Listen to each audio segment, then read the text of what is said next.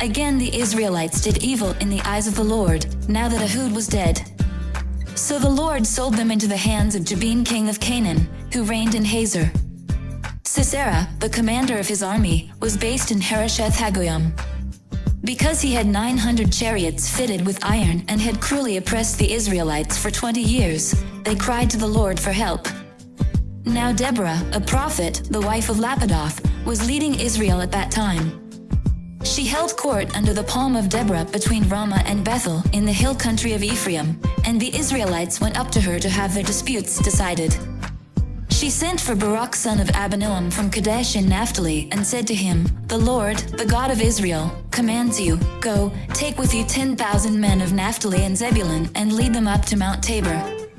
I will lead Sisera, the commander of Jabin's army, with his chariots and his troops to the Kishon River and give him into your hands." Barak said to her, "If you go with me, I will go, but if you don't go with me, I won't go." "Certainly I will go with you," said Deborah. "But because of the course you are taking, the honor will not be yours, for the Lord will deliver Sisera into the hands of a woman." So Deborah went with Barak to Kadesh. There Barak summoned Zebulun and Naphtali, and 10,000 men went up under his command. Deborah also went up with him. Now Heber the Kenite had left the other Kenite, the descendants of Hobab, Moses' brother-in-law, and pitched his tent by the great tree in Zananim near Kadesh. When they told Sisera that Barak son of Abinoam had gone up to Mount Tabor, Sisera summoned from Harosheth Hagoyim to the Kishon River all his men and his 900 chariots fitted with iron. Then Deborah said to Barak, "Go.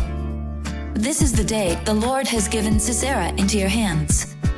Has not the Lord gone ahead of you?" So Barak went down Mount Tabor, with 10,000 men following him. At Barak's advance, the Lord routed Sisera and all his chariots and army by the sword, and Sisera got down from his chariot and fled on foot. Barak pursued the chariots and army as far as Harosheth Hagoyim, and all Sisera's troops fell by the sword, not a man was left.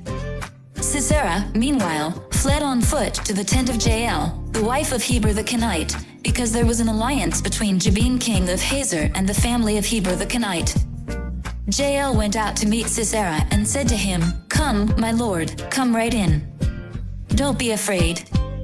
So he entered her tent, and she covered him with a blanket. "I'm thirsty," he said. "Please give me some water." She opened a skin of milk, gave him a drink, and covered him up. "Stand in the doorway of the tent," he told her. "If someone comes by and asks you, 'Is anyone in there?' say no." But Jael, Heber's wife, picked up a tent peg and a hammer and went quietly to him while he lay fast asleep, exhausted. She drove the peg through his temple into the ground, and he died. Just then Barak came by in pursuit of Sisera, and Jael went out to meet him. "Come," she said, "I will show you the man you're looking for." So he went in with her, and there lay Sisera with the tent peg through his temple, dead. On that day God subdued Jabin king of Canaan before the Israelites.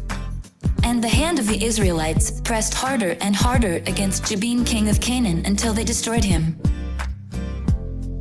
"Come follow me, and I'll send you out to fish for people."